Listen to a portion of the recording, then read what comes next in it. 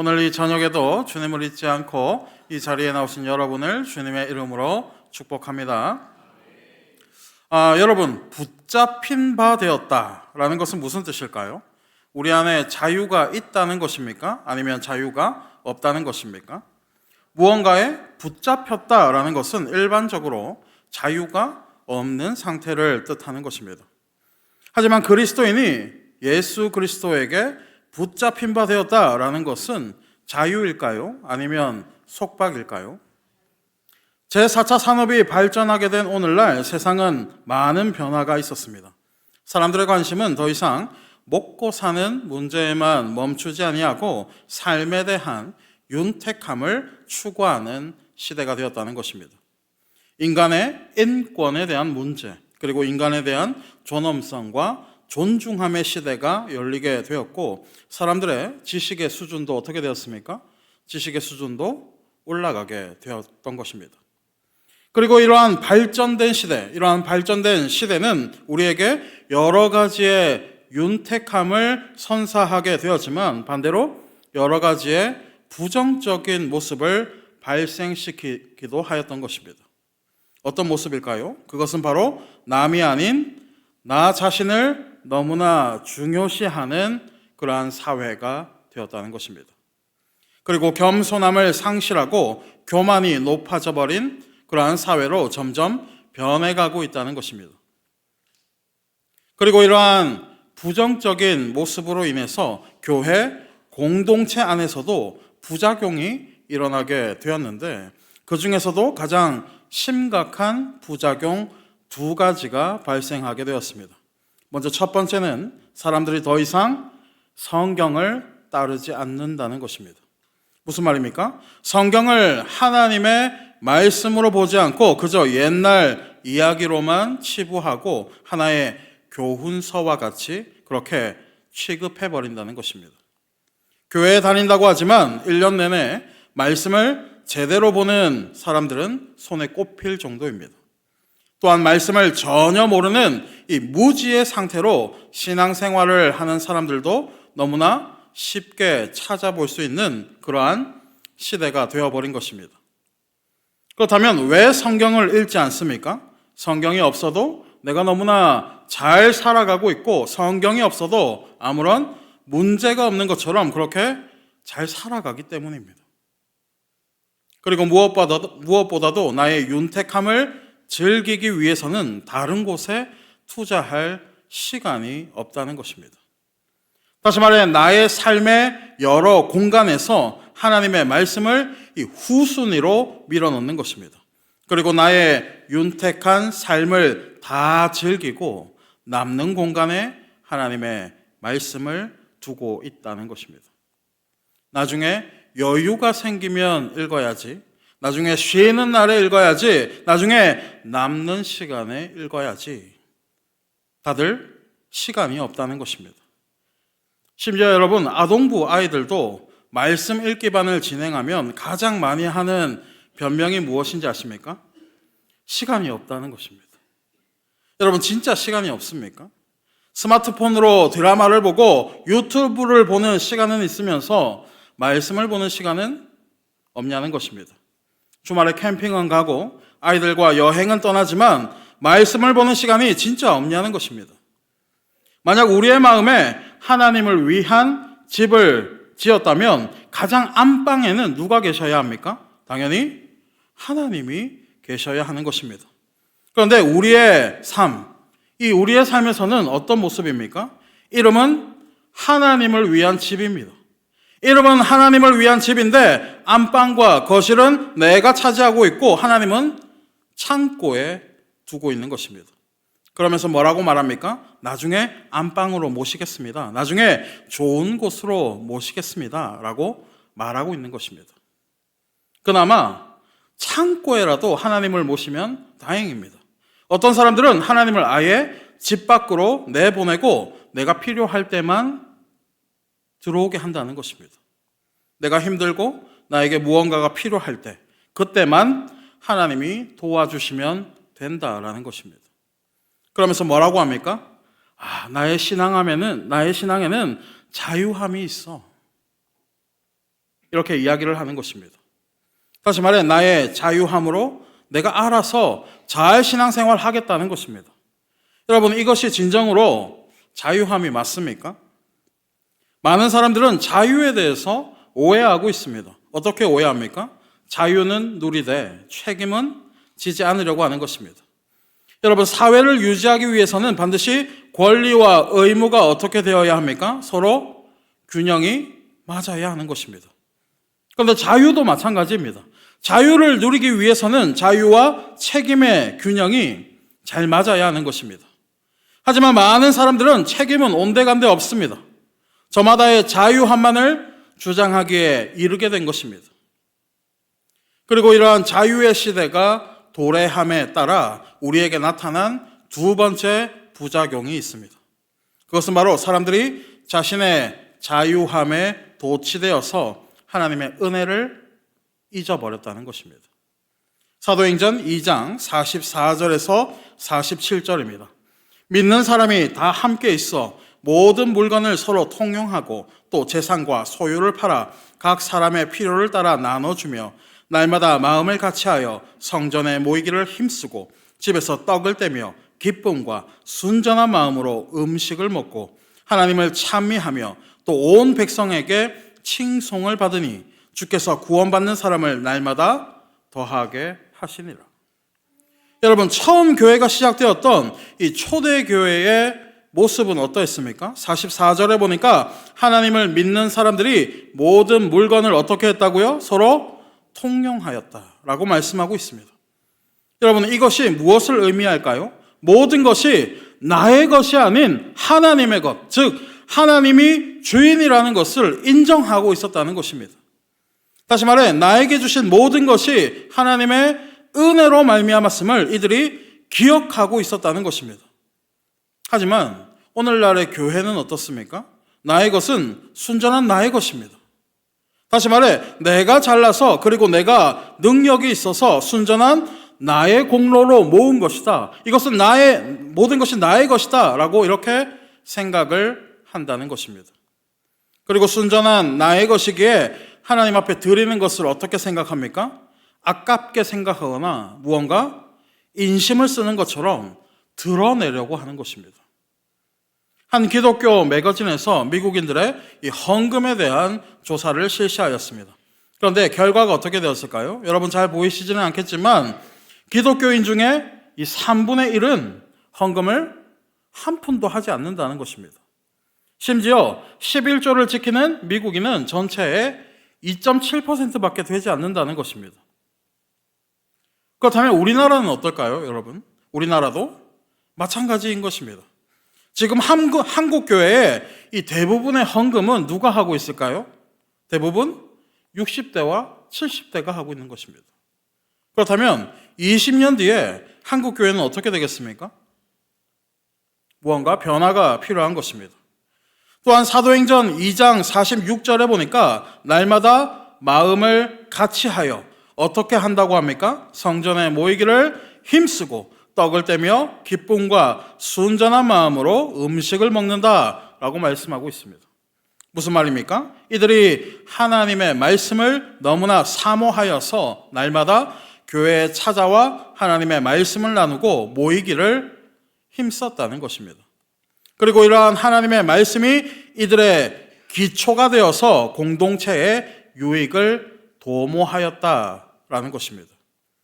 그런데 오늘날의 교회는 어떻습니까? 교회는 그저 주일만 오는 곳으로 생각하는 사람들이 점점 늘어나고 있는 것입니다. 심지어 코로나의 시대를 우리가 지나가면서 교회는 온라인으로만 가는 곳으로 변해버린 그러한 사람들도 우리가 너무나 쉽게 찾아볼 수 있는 것입니다. 뿐만 아니라 교회에서 이 먹고 즐기는 자리에는 사람들이 많이 모이지만 말씀을 나누고 양육을 하는 자리에는 어떻습니까? 그러한 곳에는 사람들이 몰리지 않는 것입니다. 제가 섬기고 있는 아동부에서는 말씀 읽기반과 말씀 쓰기반을 해마다 진행하고 있습니다. 그런데 아이들이 많이 신청할까요? 교사의 이 강권함이 없으면 신청이 저조하게 되는 것입니다. 그리고 아이들에게 이러한 양육을 강권하게 되면 아이들이 뭐라고 하는지 아십니까? 왜 내 자유를 빼앗으려고 해요? 라고 이렇게 말을 하는 것입니다. 그런데 여러분, 아이들만 이러할까요? 어른들도 마찬가지입니다. 그렇다면 진짜 자유는 무엇입니까? 교회에 내 마음대로 오고 신앙생활을 내 마음대로 하며 하나님도 내가 필요할 때만 찾는 것이 진짜 자유가 맞냐는 것입니다. 오늘 본문에서 사도 바울은 그리스도에게 붙잡힌 바 되어진 삶, 그것을 잡기 위해서 달려가노라 라고 말하고 있습니다. 일반적인 우리의 상식으로는 이 붙잡혔다라는 것은 자유로움의 이 반대말이 되는 것입니다. 그런데 사도 바울은 왜 붙잡힌 바 되어진 그러한 삶이 되기 위해서 달려가는 것입니까? 그 이유는 바로 그것이 진정한 그리스도인의 자유이기에 그러한 것입니다. 무슨 말입니까? 우리는 우리가 가지고 있는 것을 윤택하게 누리는 것을 자유라고 생각하고 또 그것을 자유에 대한 정답으로 생각을 하고 있다는 것입니다. 그러면서 우리의 윤택함을 방해하고 있는 이 원인, 우리의 윤택함을 가로막고 있는 것을 우리의 이 신앙생활로 돌리고 있는 것입니다.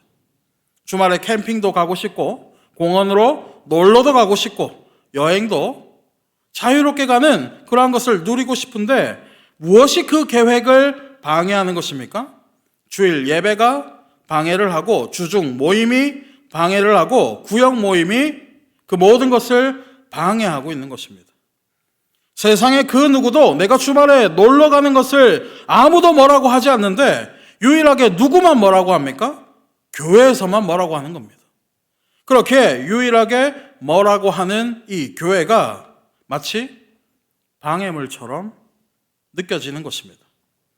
하지만 사도 바울은 무엇이 오히려 방해라고 말씀하고 있습니까? 오히려 자신에게 육체의 유익을 주는 것, 이 육체의 유익을 주는 것이 오히려 방해물이다 이렇게 말하고 있는 것입니다. 무엇을 방해하는 방해물입니까? 하나님에게 나아가는 내 영혼의 방해물이 된다는 것입니다. 심지어 사도 바울은 방해물이라는 말을 지나서 배설물이다 이렇게까지 표현하고 있습니다. 정리하자면 사도 바울에게 자유는 무엇입니까? 세상의 것을 벗어버리고 예수 그리스도의 십자가를 붙잡는 삶이 바로 진정한 자유라는 것입니다. 그리고 그러한 자유를 누리기 위해서 스스로 이 붙잡힌 바 되어진 삶을 살아간다는 것입니다. 사랑하는 여러분, 우리는 육체의 유익에 대해서 심각하게 고민을 한번 해보아야 하는 것입니다. 사실 아무것도 하지 않으면 어떻습니까? 매우 편합니다. 교회에서 아무런 봉사도 하지 않고 교회에서 아무런 양육훈련이나 아무런 교육도 받지 않는다면 사실 우리의 몸은 너무나도 편한 것입니다. 그만큼의 시간도 남게 되고 그만큼의 에너지를 쓰지 않아도 되니까 우리의 몸은 너무나도 편해지는 것입니다. 그런데 그렇게 우리의 육체가 편해지는 만큼 우리의 영혼은 어떻게 될까요? 우리의 영혼은 병들어가게 되는 것입니다. 여러분, 어떤 어부가 있었습니다.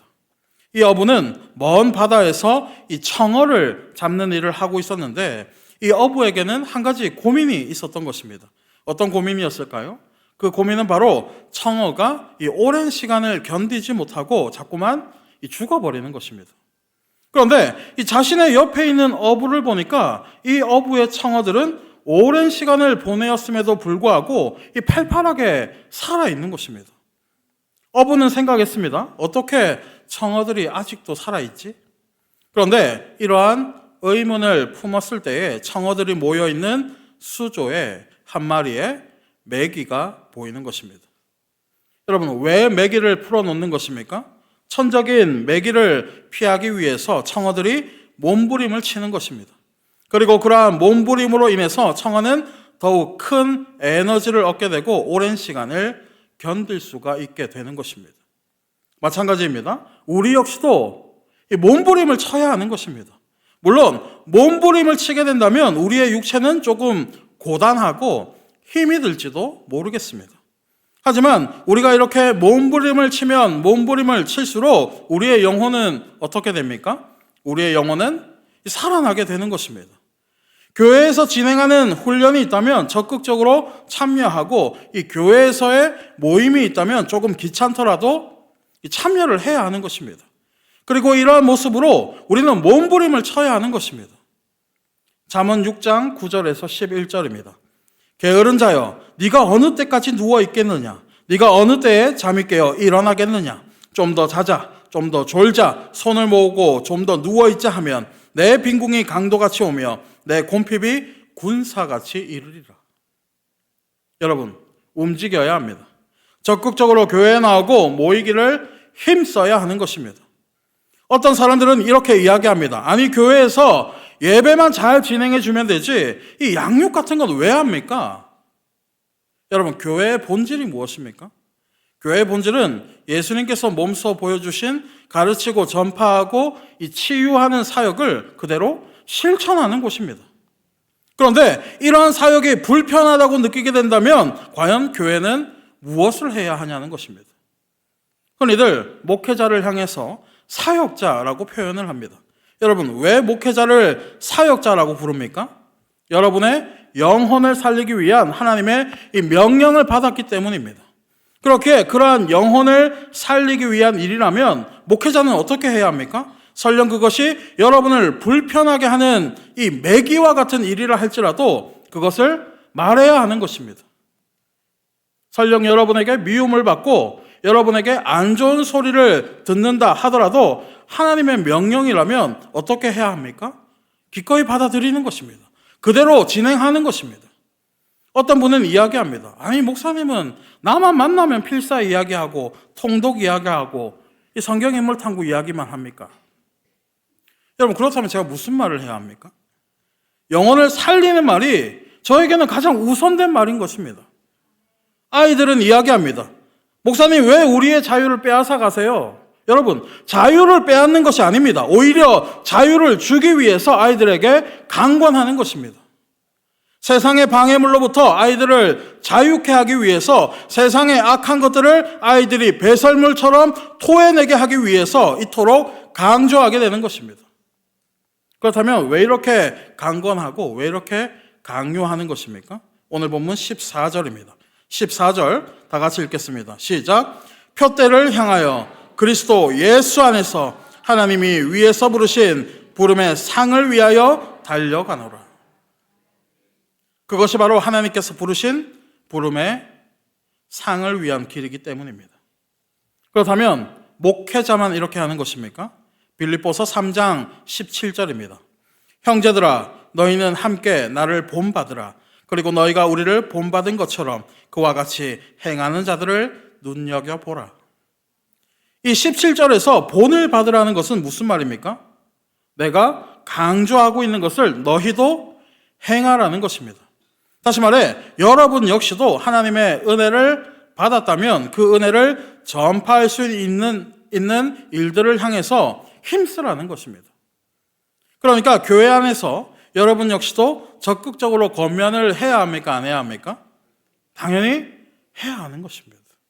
어떻게 권면해야 합니까? 그 사람이 육체적인 이 불편함에 이를 수 있도록 계속해서 권면해야 하는 것입니다.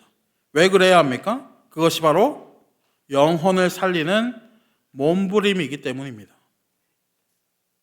자, 이제 말씀을 읽겠습니다. 자, 마지막으로 오늘 본문 14절을 다시 한번 다 같이 읽겠습니다. 14절입니다. 다 같이 시작. 표대를 향하여 그리스도 예수 안에서 하나님이 위에서 부르신 부름의 상을 위하여 달려가노라. 아멘. 여러분, 방향을 알 수 있는 이 표대가 있다는 것은 우리에게 얼마나 다행인지 모릅니다. 하나님을 알지 못하는 사람들은 이 인생의 방향을 알지 못하는 것입니다. 그렇게 방향을 잃어버리고 인해 방황하게 되는 것입니다. 잘 먹고 잘 사는 것처럼 생각했는데 인생의 어려움이 찾아오면 어떻게 됩니까? 자신이 어디에 서 있는지조차 모르게 되는 것입니다. 그리고 눈앞이 캄캄하게 되는 것입니다. 여러분, 연예인들이 어떻습니까? 화려한 주목을 받고 그만큼의 돈을 벌게 되고 좋은 집과 좋은 생활을 하는 것처럼 보여지는 것입니다. 그런데 이 한순간의 사건으로 인해서 어떻게 됩니까? 인생의 나락으로 떨어지게 되는 것입니다. 그리고 나락으로 떨어지게 되니까 어떤 선택을 합니까? 방향을 잃어버리게 되는 것입니다. 그리고 좋지 않은 선택을 하는 것입니다.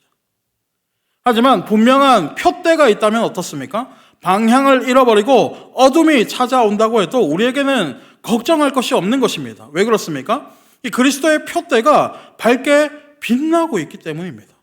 그리고 하나님의 손길이 우리를 붙잡고 있기 때문입니다. 여러분, 붙잡힌 바 되어진 삶은 바로 이러한 것입니다. 하나님의 손길이 우리를 붙잡고 있기에 우리가 자유할 수 있는 것입니다. 그리고 그 표대의 끝에는 무엇이 우리를 기다리고 있습니까? 하나님께서 우리를 부르신 이 부름의 상이 우리를 기다리고 있는 것입니다. 부디 여러분 오늘의 말씀을 꼭 기억하셔서 내 영혼을 위해 몸부림을 치고 나의 삶을 하나님에게 의지하여 붙잡힌 바 되어진 삶을 살아가시는 사랑하는 저와 여러분이 되시기를 이 시간 주님의 이름으로 간절히 축원합니다. 우리 시간 말씀